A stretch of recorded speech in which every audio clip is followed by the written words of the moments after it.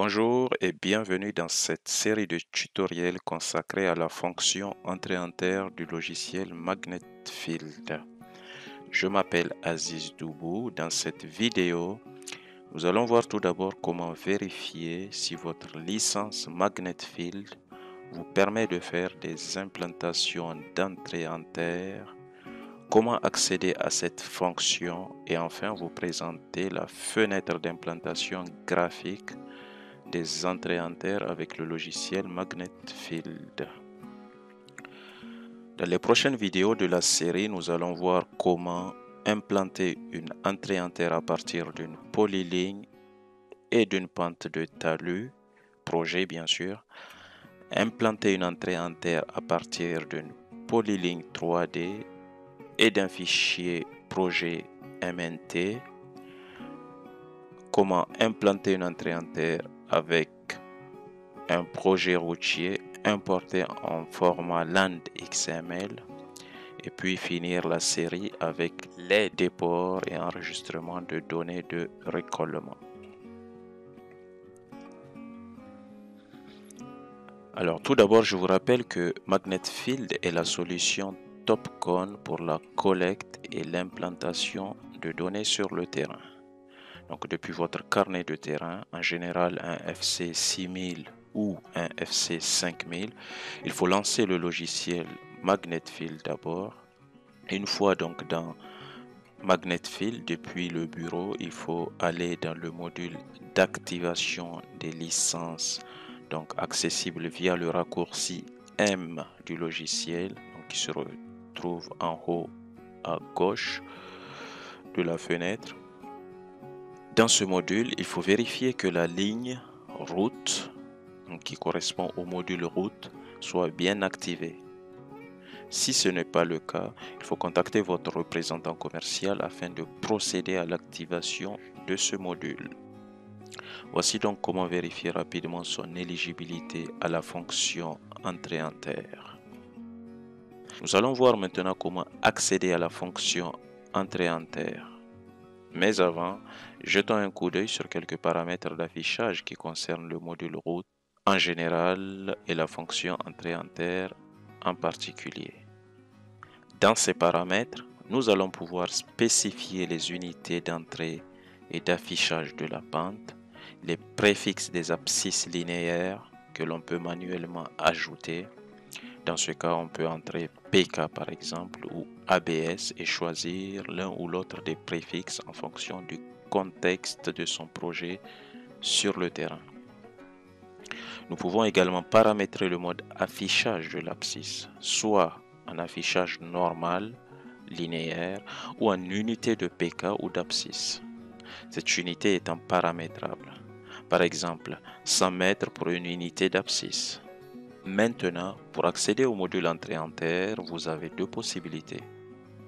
Soit vous passez par la carte, dans ce cas, vous sélectionnez votre entité d'appui qui est en général une polyligne 3D.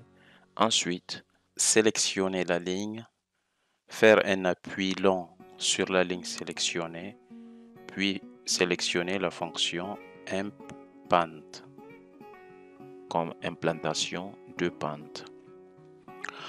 Alors, la deuxième méthode pour accéder à la fonction entrée inter consiste à passer par le menu implantation depuis le menu principal de Magnet, puis sélectionner pente. Nous arrivons maintenant sur la fenêtre principale des implantations d'entrée inter. Nous pouvons, comme vous le voyez sur l'écran, superposer la vue en plan avec une vue de profil en haut à droite ici. ET sur la vue de profil représente le point d'entrée inter et PA comme point d'appui, c'est-à-dire le point à partir duquel démarre la pente du projet qui peut être en remblai ou en déblai. L'indicateur à gauche de l'écran nous indique la valeur du déblai ou du remblai jusqu'à la pente à une position donnée. Juste en dessous, nous avons l'excentrement transversal, donc sur un profil en travers donné qui sépare la position de la canne et la position de l'entrée en terre. Ensuite, nous avons la valeur pour nous positionner sur un profil PK ou abscisse donné. La valeur remblée sur pente nous montre que nous sommes sur la pente fictive du projet. Ensuite, au point d'entrée en terre, nous pouvons afficher pour des raisons pratiques l'excentrement de l'entrée en terre par rapport au point d'appui ou à l'axe si le projet comporte un axe. La valeur du déblai remblai entre l'entrée en terre et le point d'appui. La valeur de l'élévation actuelle de sa position, c'est-à-dire le Z de la pointe de la canne.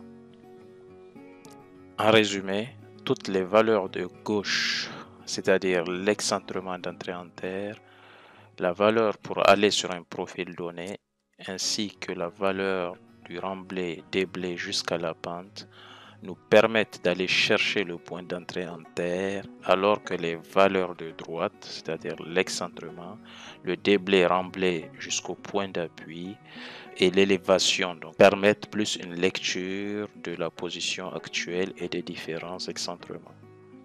Nous avons également l'affichage de l'abscisse à implanter. Les flèches gauche et droite nous permettent, dans cette configuration, de passer d'une abscisse à une autre. Une dernière chose qui est très importante à savoir est la possibilité d'implanter son entrée en terre en temps réel. Dans ce cas, l'abscisse à implanter devient abscisse courante qui va donc changer en fonction de la position de la canne. Remarquez que dans ce cas, il n'y a plus les flèches pour changer les abscisses à implanter.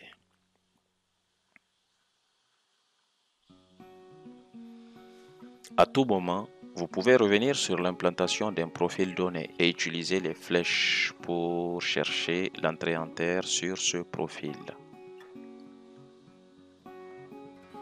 Il est à noter que toutes les valeurs chiffrées que nous avons vues sont paramétrables pour les adapter à la manière de faire et au confort de l'utilisateur.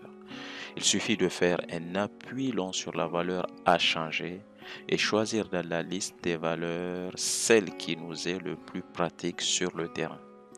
Par exemple, on peut remplacer ici la valeur de la position actuelle de la canne par la pente entre l'entrée en terre et le point d'appui.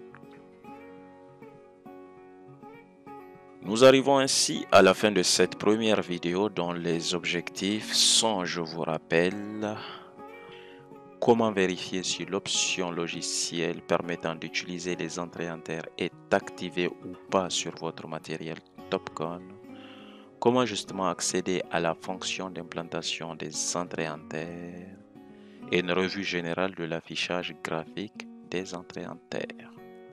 Dans le prochain tutoriel de la série, nous allons voir comment implanter une entrée en terre à partir d'une polyligne 3D et d'une pente projet. J'espère que cette vidéo vous sera d'une grande utilité et vous permettra d'accroître votre expérience avec nos solutions Topcon. Si c'est le cas, n'hésitez pas à liker. Je vous dis à bientôt pour le prochain épisode.